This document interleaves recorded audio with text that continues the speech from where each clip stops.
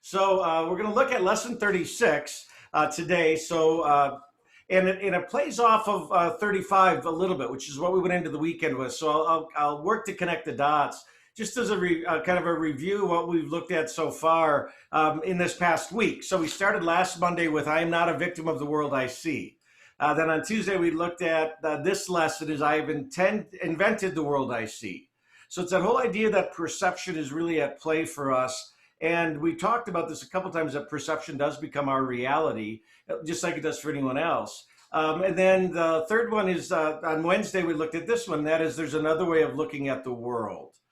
So maybe it isn't always black and white, just one way or the other.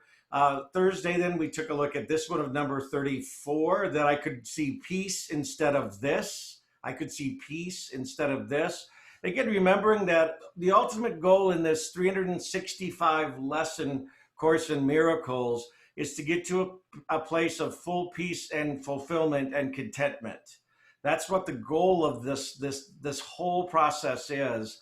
And so we're already starting to see a little bit of some insight on how we can move towards that. And then Friday, where we left you, is this one, is that statement that my mind is a part of God's. I am very holy. Now the lesson, let me just grab it quick from Friday. Just want to make sure that, that we didn't lose that. I wanted to just get a sense from anybody, as you walk through this lesson about my mind is a part of God's, I'm very holy. What we asked you to do was to do this as an exercise, and you see yourself in certain ways, right? Because your mind is a part of God's and you are very holy. And so does anyone have anything they want to share from what the homework or the lesson was this over the weekend from Friday on? And I can take us off a screen share if that helps. Nothing. Okay. So this will play on its, so this might play into today though, because I know as we start getting into some of the conversation around holy and God's mind, and I know a number of weeks ago we had a lesson that was maybe a little tough to get our heads wrapped around. As we keep moving through this, I think you'll start maybe connecting some dots with regard to that. So let's jump into we're going to go back into the lesson then, so let me get back there. And so number 36 is this, and lesson number 36, come on.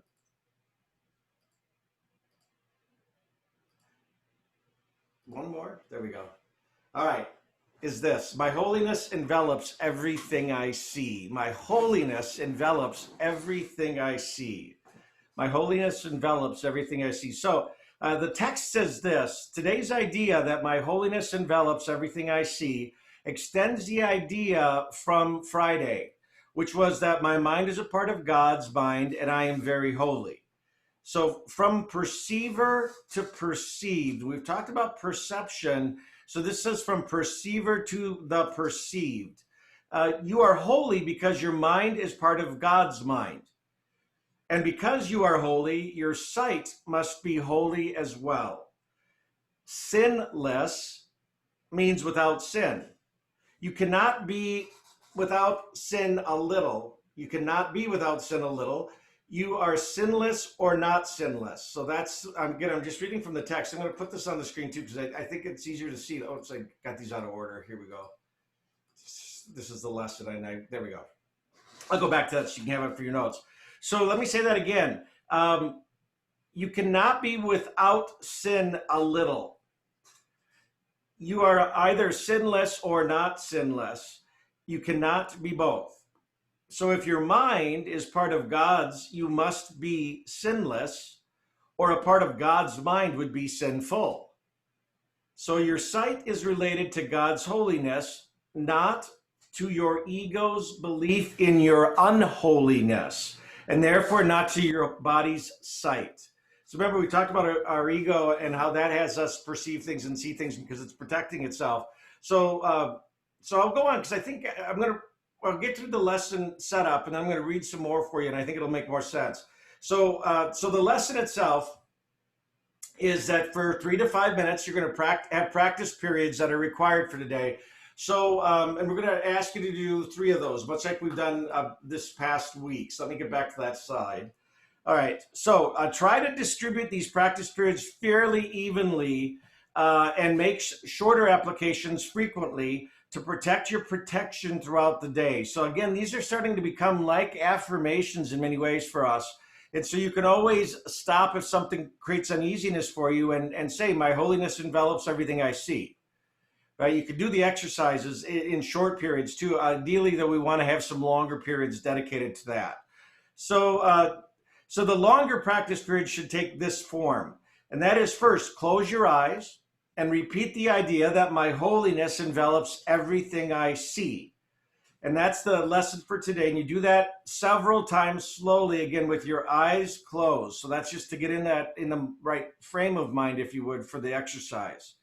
Then open your eyes and look quite slowly about you, applying the idea that my holiness envelops everything I see, specifically to whatever you note in your casual survey.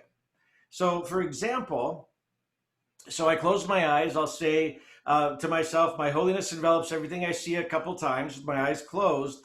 Then I'm going to open my eyes and start looking around where I'm at. And as I see things, I'll say this. My holiness envelops everything I see. It envelops that rug. My holiness envelops that wall. My holiness envelops. So again, whatever you see, that's what you will recognize as what your holiness envelops. Several times during these practice periods, close your eyes and repeat the idea that my holiness envelops everything I see. So and then open your eyes and continue as before. So it's close your eyes. My holiness envelops everything I see. I say that a couple times slowly. I open my eyes, and whatever I see, I'll say, my holiness envelops my computer. My holiness envelops that mouse. My holiness envelops this remote control. You do that a few times, and then you would close your eyes again and say, my holiness envelops everything I see. Then open your eyes and continue the survey. So, for the shorter exercise periods, like in the in-between, close your eyes and repeat the idea that my holiness envelops everything I see. Look about you as you repeat that my holiness envelops everything I see again. And conclude with one more repetition with your eyes closed. All applications should, of course, be made quite slowly, as effortlessly, as unhurried, as unjudgmental as possible, meaning don't discount whatever your eyes settle on. That's what your holiness envelops, and to just acknowledge that. So let's get into the kind of the explanation of this lesson, because I think this will help. It says this, lesson 36 extends the idea that you are holy from just yourself, the perceiver, to all that you perceive. Since your mind is a part of God's mind, you are holy, and everything that you look upon must be holy as well. The idea that if the perceiver is holy, what the perceiver sees must also be holy may seem strange at first. This lesson also goes on to say that since your mind is a part of God's mind, you must be sinless, or part of God's mind would be sinful. Both of these ideas are not what we have been taught, and they need to be explored further. So this is going to be a little bit, seem a little odd to us probably at first, because it's not how we've been taught. The first of these two ideas is that because you are holy, all that you perceive must be holy. The first thing to realize is that when A Course in Miracles uses the term holy, its meaning is different from the typical dictionary definition. So Webster's defines holy as this: dedicated to religious use, belonging to or coming from God, spirituality, perfect or pure, untainted by evil or sin, sinless, saintly, or regarding with or deserved deep respect, awe, reverence, or adoration. So those are the three definitions of holy from Webster's dictionary. Now, although some of these definitions are somewhat compatible, for A Course in Miracles' purpose, holy means to be whole, W-H-O-L-E. Your mind is part of God's mind because there is only one mind, which is God's mind. You are part of that whole that is the oneness of all that is. Being an inseparable part of the whole, you must also be perfect, whole, and complete. See, there's nothing outside of this oneness, and therefore there can be no separation. A oneness of all that is can have no needs since it is complete and whole by definition. There is nothing that exists apart or outside of a oneness of all that is. So for A Course in Miracles purpose, when you see the term holy, H-O-L-Y, you can substitute the phrase perfect, whole, and complete in place of the term holy. So holy is perfect, whole, and complete. Holy, perfect, whole, and complete. The false images of ego have no power to change this truth. So you're perfect, whole, and complete. You are just as you are, because your mind is a part of God's mind. You see how this is all starting maybe to fall in place. Now, the second idea that is challenging is that because you are holy, you must be sinless. Obviously, if you've been raised in a Western religious tradition of Judaism, Christianity, or Islam, this is not what you have been taught. We have been taught that we are all sinners. So the idea that you are sinless will come as quite a surprise. How can we explain this obvious contradiction with our world religious views that we are all sinners? But again, the answer lies partially in how A Course in Miracles defines the word sin. So Webster's defines sin as this: breaking of religious law or moral principle, especially through a willful act. Or any offense, misdemeanor, or fault is a sin, and that's from Webster's. Now, based on Webster's definition of sin, it would certainly seem that we are all sinners. But how does A Course in Miracles define sin? And you may want to write this down. Sin is defined as lack for the Course in Miracles. Lack. L-A-C-K. Lack. Yet how can a oneness of all that is lack anything? Such a oneness is perfect, whole, and complete, and there can be absolutely no lack, and that, therefore, then sinless. So your egoic mind can and does believe that lack exists. The belief in lack is a direct result in the ego's belief in separation. It is your belief in lack that results in your belief that there is sin and you are a sinner. But once again, your egoic misperceptions have no ability to change the reality of truth.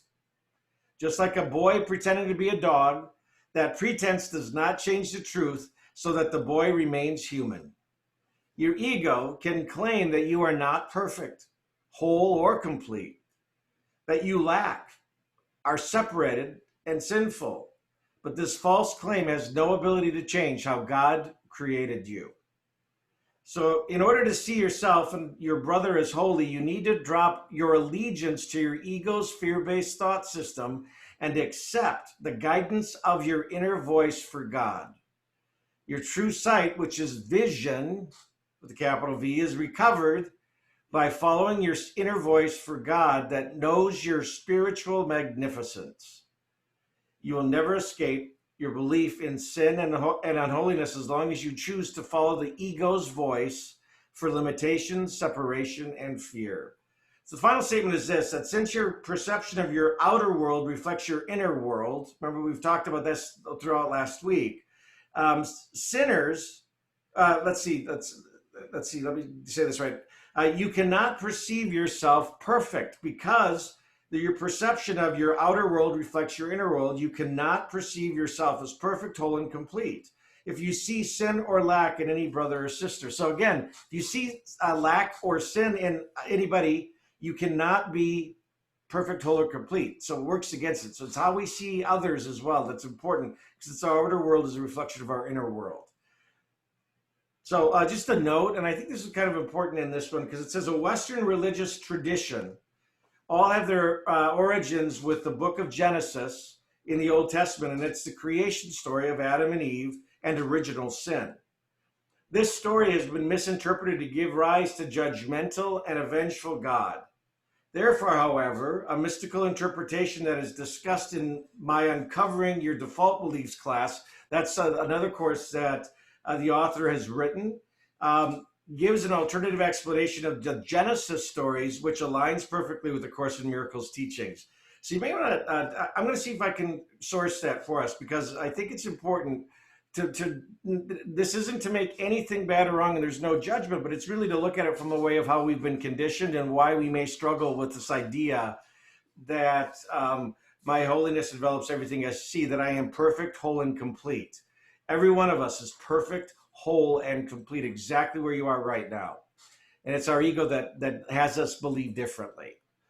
So that's lesson number 36. So let me do this. I'm just going to stop the screen share and get you all back so where I can see it, ask you if there's any thoughts or questions.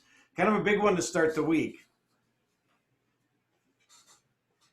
Any questions or thoughts? All right, guys.